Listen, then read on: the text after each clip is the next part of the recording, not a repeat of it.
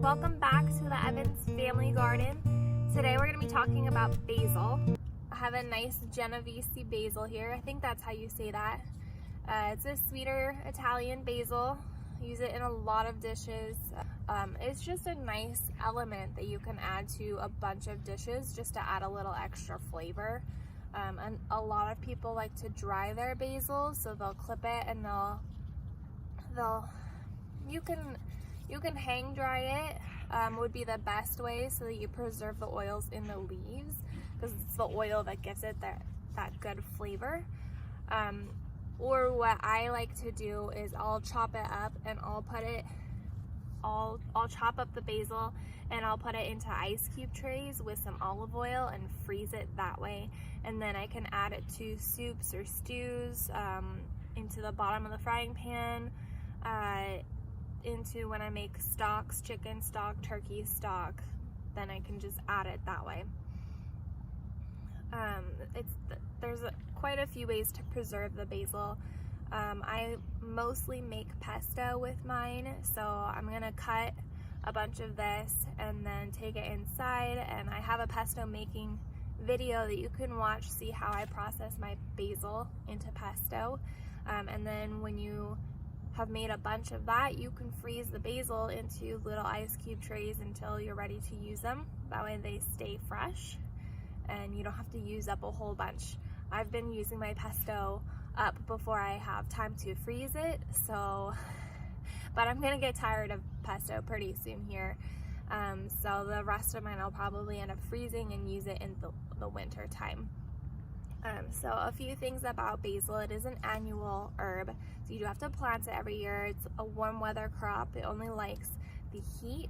So we plant ours here starting March. I'll start it in my seed starters in the greenhouse and then transplant it out here once the weather starts to get really warm.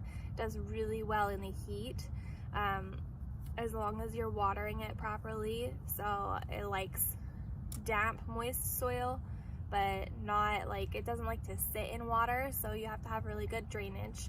A lot of people grow basil in pots and planters on their porch or like on an apartment balcony. They do really well. Just make sure your soil is really well draining. The basil does really well in 6 to 8 hours of full sun. That's the best. But it does do pretty well in partial shade. I do have a couple of plants here that get partial shade and they do okay. It does better. This one's my best plant and it gets 6 to 8 hours full sun. But the other ones are pretty good, and I'll show you those too. Okay, so how do you prune the basil? Where's the best place to do this? Growing up, I always thought you could just pull off random leaves, and as long as you left enough, then the plant would still grow, and that's fine. But if you want a bushier plant that's going to continue growing and encourage growth, let me show you how I do that. So let's see. Here's a basil stem, and you see all these little offshoots. So all of the leaves grow off, and you're going to find where it splits and it looks like 2 additional plants. So right here,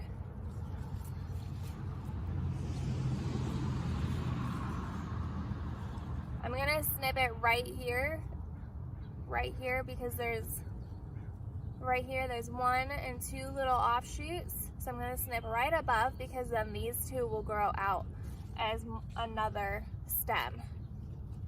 I'm gonna snip right here.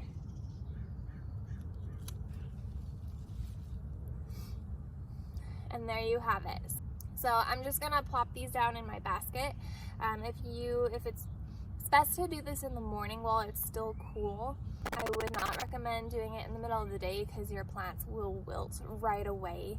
Even these are gonna get a little bit wilty before I can get them inside.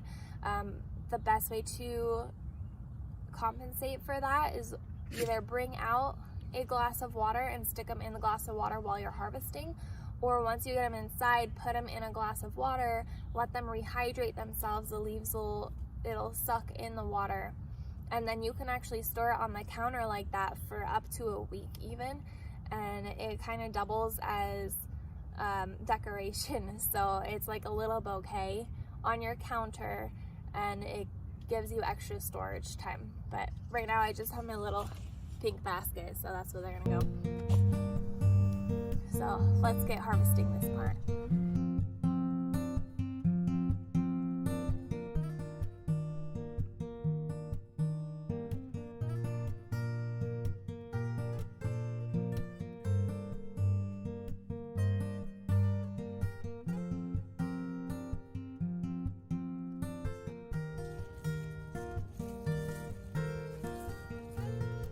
So here's a good example.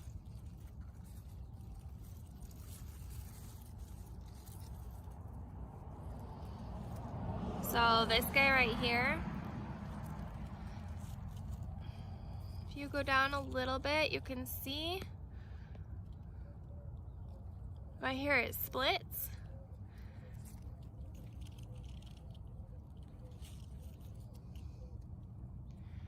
So the main stem goes up and then it splits. And there's two other little plants forming in the elbows. So you would cut right above that. So right here where it splits, you're gonna cut right there.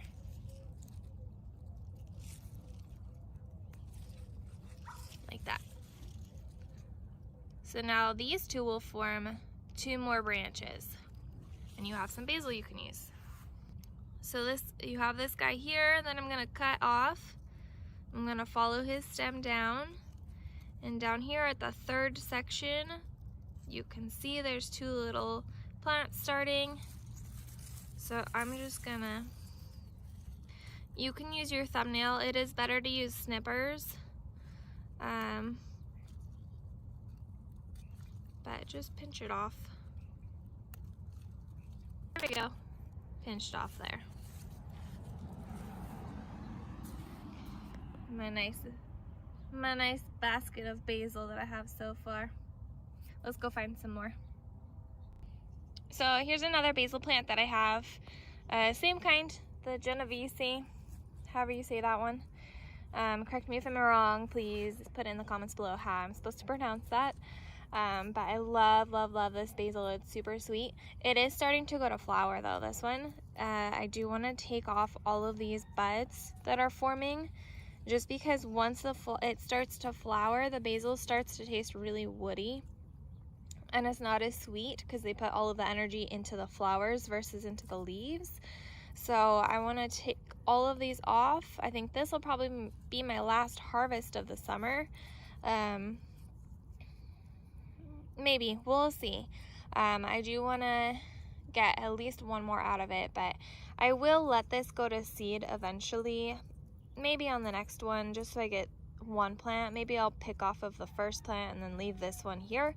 I'm gonna let, this one flower, and it'll go to seed, and then I can harvest the seeds, and I'll have a seed saving video on basil. But it's super simple too. Just let it flower, let the flowers dry up, and then you just shake out the seeds.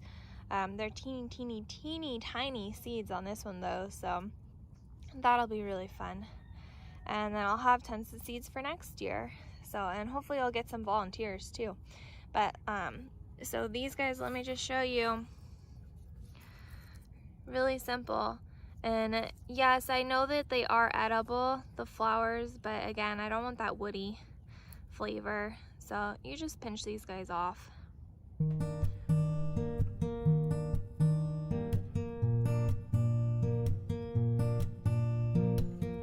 another one. Oh, it smells so good when you do that. I'm just gonna pinch them off. I don't really want to put these in my basil in the kitchen that I'm going to use, so I just toss them and then they get composted. Some more. Oh, it smells so good.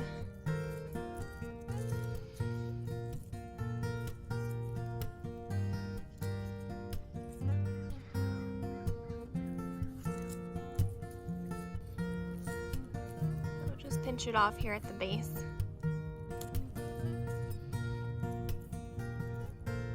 And you've got the little flower head forming. So we don't need that. Remus, you visited me. You my garden buddy. Hi, pretty boy. Look at the Remus. Oh, all the gnats are out already, huh? Yes, sweet boy. Thank you. Sweet boy. Remus will just hang out with me in the garden. He'll just lay at my feet. He's done that ever since he was a puppy when we got him. Just lays on my feet. I'll move to another section of the garden. He'll wake up and, oh, and there's Scout Scout. Hi, good girl. Hi, my good girl. Scout, sit. Good girl. Look at you, so smart. Yes, I love you. Sweet girl. Scout's a great rat and gopher catcher, huh? Aren't you, pretty girl? Yes. You chase all the rabbits out of the garden too. Yes. Good girl. So I'll just harvest this guy here, let it go to seed next time, then I'll have tons of seeds for next year. I love basil. Basil will always have a place in my garden, or several places. Oh, hello there.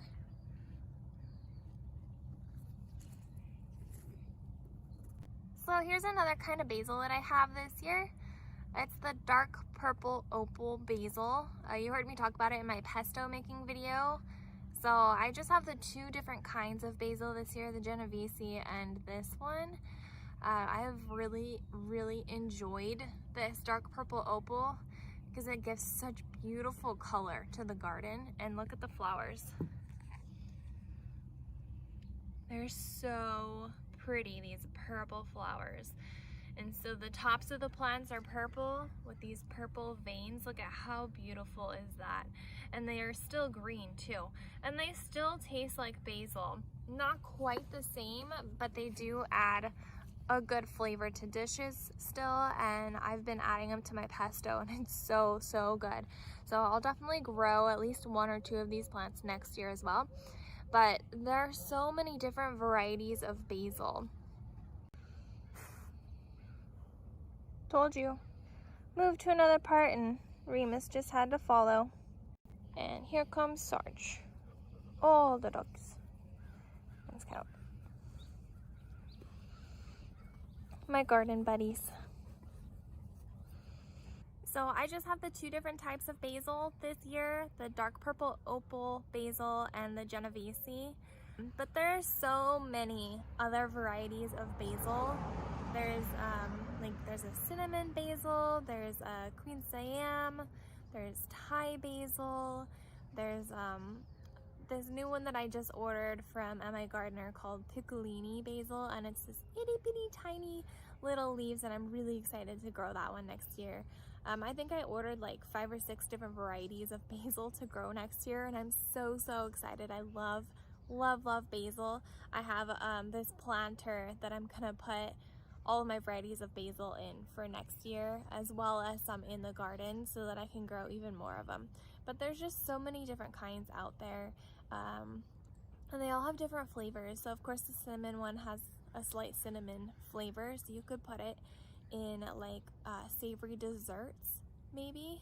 I don't know, I haven't tried it yet. I'm gonna grow it next year. And then the Thai basil I've heard has more of a licorice type flavor, so you'd put it in Thai cuisine, Asian cuisines, stuff like that. Thank you so much for joining me this morning.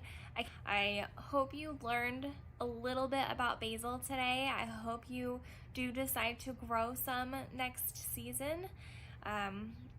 It's really simple. Once you get it started, you can try it from seed. You can go to any of the big box stores or the grocery stores and buy a live plant and just transplant it or put it in a bigger container.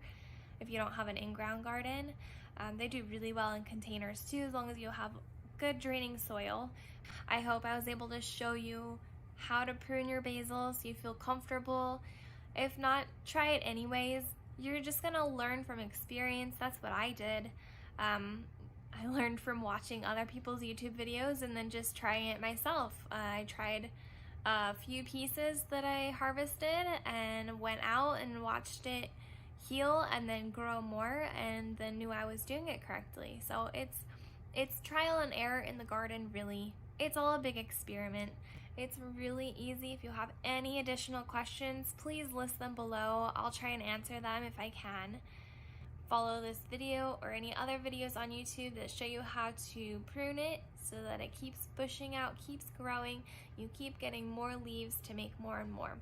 So please have fun, enjoy growing a garden, and don't stress about it. It's all about the joy, the trial and error. It's a learning experience. Even for me still, it's a learning experience, and I will forever be learning in the garden. The garden is such an amazing teacher. So thank you for joining me today. Have a wonderful day.